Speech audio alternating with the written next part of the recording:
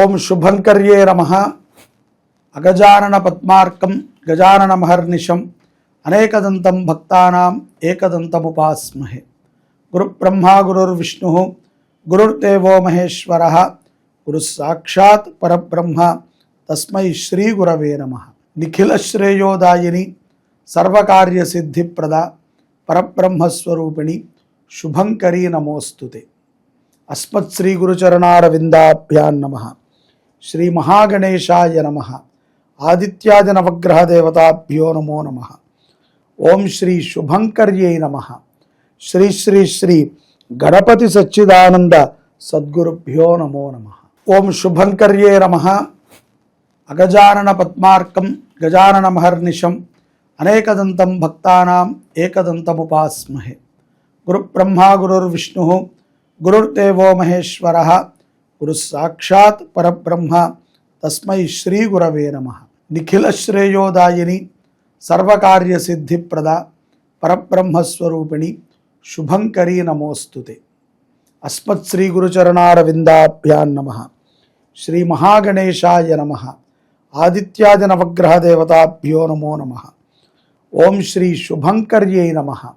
శ్రీ శ్రీ శ్రీ గణపతి సచ్చిదానంద సద్గురుభ్యో నమో నమః. మేషరాశి వారికి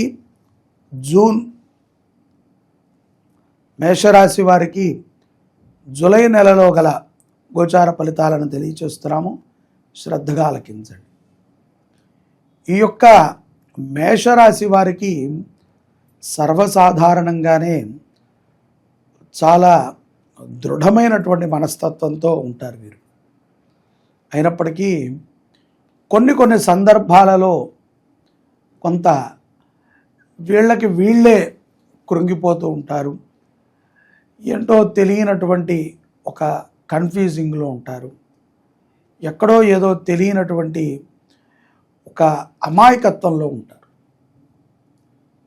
ఉద్యోగస్తులైనా వ్యాపారస్తులైనా మీరు తలపెట్టినటువంటి ఏ పనినైనా సరే సకాలంలో పూర్తి చేయగలుగుతారు. ఈ జూలై మాసంలో ఇది ఆషాఢమాసము మనకి ఈ యొక్క జూన్లో ప్రారంభమైనప్పటికీ జూలైలో ఆషాఢానికి సంబంధించినటువంటి కొన్ని పర్వదినాలు ఉంటాయి. ముఖ్యంగా ఏకాదశి కానీ లేకపోతే ఏదైనా మనకి ద్వాదశి కానీ కుమార షష్ఠి కానీ దేవీ పూజకి కానీ ఆషాఢం చాలా విశేషం.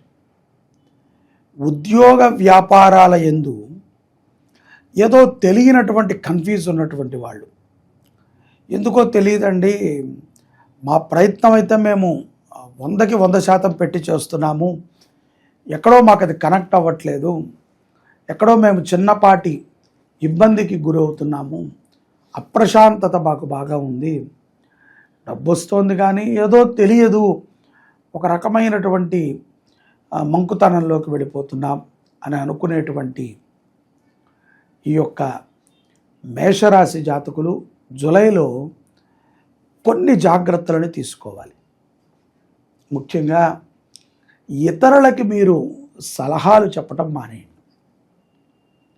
అది ఎటువంటి వారైనా, ఒకవేళ భార్యది మేషరాశి అయితే భర్తకి సలహా చెప్పకుండా అడిగినా కూడా కొంత ముభావుగా సమాధానం చెప్పడానికి ప్రయత్నం చేయండి. ఎందుకంటే మీరు చెప్పటం మొదలు పెడితే ఆపటం కష్టం. ఆ విషయం మీకు కూడా తెలుసు. అలాగే వ్యాపారస్తులు ఎవరైతే ప్రధాన స్థానంలో మేషరాశి జాతకులు ఉన్నారో వారు కూడా ఆలోచనతో పనులు చేయండి. ఆలోచించకుండా చేస్తామండి అని మీకు అనిపించవచ్చు, కానీ ఇంతకంటే ఎక్కువగా ఆలోచన చేయాలి. మీలో మీరు చర్చించుకోండి, మీ ఆప్తులతో చర్చించండి. ఇది కరెక్ట్ అయినటువంటి పని అనుకుంటేనే మీరు స్టెప్ వేయండి. అలాగే ముఖ్యంగా పిల్లలు, చదువుకునేటువంటి పిల్లలు చాలా జాగ్రత్తగా ఉండాలి. బాగా పెద్ద పెద్ద చదువులు చదువుకునేటువంటి పిల్లలకి ఈ సమయంలో కొంత కన్ఫ్యూజింగ్ ఏర్పడేటువంటి అవకాశం ఉంటుంది. గ్రహ మార్పిడి అనుకోవచ్చు, ఏలినాటి శని వచ్చాడు కదా, ఏదైనా కొంత మనకి ఇబ్బంది కలిగిస్తున్నాడు అని. ఇంతకాలము కూడా చాలా జోవియల్గా సరదాగా ఏదో వెళ్ళిపోయింది. ఇప్పుడు అసలైన సమయం వచ్చింది. ఈ సమయంలో మీరు స్థిరకారకులు అవ్వాలి. ఈ సమయంలో మీరు ధైర్యవంతులు అవ్వాలి. ఈ సమయంలో మీరు చాలా ప్రయోజనాత్మకమైనటువంటి నిర్ణయాలని తీసుకోవాలి. మేషరాశిలో వివాహమై సంతానం కోసం వేచి ఉండేటువంటి వారికి కూడా ఈ జూలై మాసం నుంచి కొంత మార్పు కనబడుతుంది, గుర్తుపెట్టుకోండి. అలాగే మనము ఎన్నో మంచి కార్యాలు చేస్తూ ఉంటాం. నిత్యము కూడా మంచి వైపే ఉంటాం. చెడు వైపు చాలా తక్కువ మన మనసులు మక్కువ చూపుతాయి. చెడని తెలిసినా కూడా తప్పక చేసేటువంటి వాళ్ళు కొంతమంది ఉంటారు. అటువంటి స్థితిలో ఉన్నటువంటి వాళ్ళు పక్కాగా మంచిగా మారిపోవాలని నేను అన్న, కానీ మీ వ్యసనాలని మార్చుకుంటానికి కూడా ఇది ఒక సరైనటువంటి సమయంగా మీరు గుర్తించాలి. అలాగే గృహోపకరణాలు కొనేటప్పుడు కూడా అనవసరమైనటువంటి ఖర్చులు పెరుగుతాయి. చేద్దామనుకున్నది ఒకటి, అక్కడికి వెళ్ళేటప్పుడు మీరు ఫిక్స్ అవుతారు ఇదే కొందాము అని, కానీ వెళ్ళాక మీరు కొనేటువంటి వస్తువు వేరు. అక్కడికి వెళ్ళాక మీరు పెట్టే ఖర్చు వేరు. ఒక్కొక్కసారి 1,00,000 తీసుకువెళ్ళి 100 రూపాయలు ఖర్చు పెట్టుకు రావచ్చు. ఒక్కొక్కసారి 10,000 తీసుకెళ్ళి 1,00,000 ఖర్చు పెట్టచ్చు. ఒక్కొక్కసారి ఎందుకో అలా మైండ్ తిరిగిపోతూ ఉంటుంది. నెగిటివ్ వేవ్స్ ఎక్కువగా మేషరాశి వారి చుట్టూ తిరుగుతూ ఉంటాయి. కాబట్టి కొంత కన్ఫ్యూజ్డ్గా ఉంటారు అని మనం అనుకోవచ్చు. ఈ యొక్క జూలై మాసంలో మనము శ్రీ శుభంకరి సేవా సమితి నుంచి 6 మురుగన్ క్షేత్రాలు మనకు తెలుసు తమిళనాడులో ఉన్నాయి. వీటన్నిటిలో కూడా ప్రతి క్షేత్రములో కూడా కళ్యాణోత్సవాలను చేస్తూ 7వ కళ్యాణాన్ని కుక్కే సుబ్రహ్మణ్య స్వామి వారి క్షేత్రంలో చేసి 8వ కళ్యాణం ఏదైతే ఉన్నదో అది మన శుభంకరి దేవస్థానం ప్రగతి నగర్లో ఉన్నటువంటి మహాసర్పవల్లి దేవసేరా సమేత సుబ్రహ్మణ్యేశ్వర స్వామి వారి సన్నిధానంలో జరపటానికి మనము సంకల్పం చేశాం. తప్పనిసరిగా మేషరాశి జాతకులందరూ కూడా కుదిరితే కనుక మీ పేరు నేను నమోదు చేసుకోండి.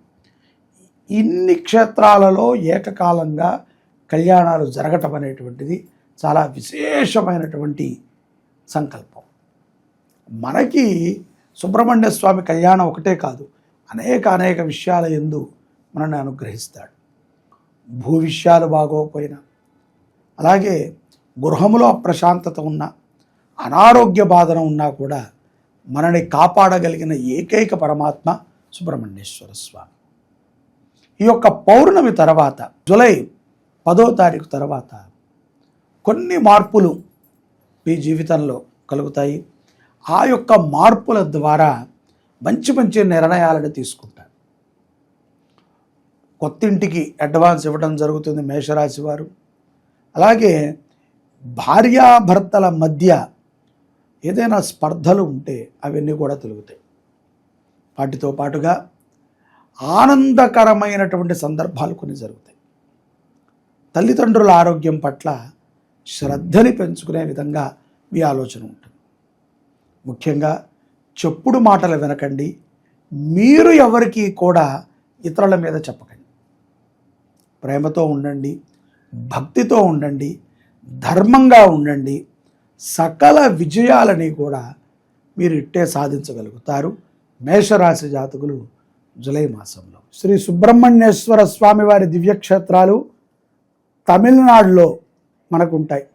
ఇవి 6 మురుగన్ క్షేత్రాలు. ఇవి చాలా విశేషమైనటువంటివి.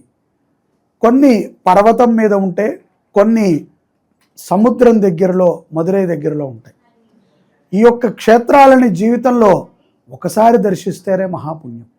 అటువంటిది ఈ యొక్క క్షేత్రాలలో ప్రతి క్షేత్రములో కూడా మన శుభంకరి దేవాలయం నుంచి ఉత్సవమూర్తులను తీసుకువెళ్ళి కళ్యాణోత్సవాన్ని చేయించి 7వ కళ్యాణాన్ని కుక్కే సుబ్రహ్మణ్యేశ్వర స్వామి వారి సన్నిధిలో చేసి 8వ కళ్యాణం ఆషాఢ కృత్తిక అంటే ఆఢీ కృత్తిక స్వామివారికి సుబ్రహ్మణ్యేశ్వర స్వామిగా శరవణ భవుడిగా నామాన్ని స్వీకరించినటువంటి రోజున మన దేవాలయంలో 8వ కళ్యాణాన్ని చేస్తున్నాం. ఈ 8 కళ్యాణాలు కూడా మనలో ఉన్నటువంటి 8 కామ్యాలకు ఉపయోగపడుతుంది.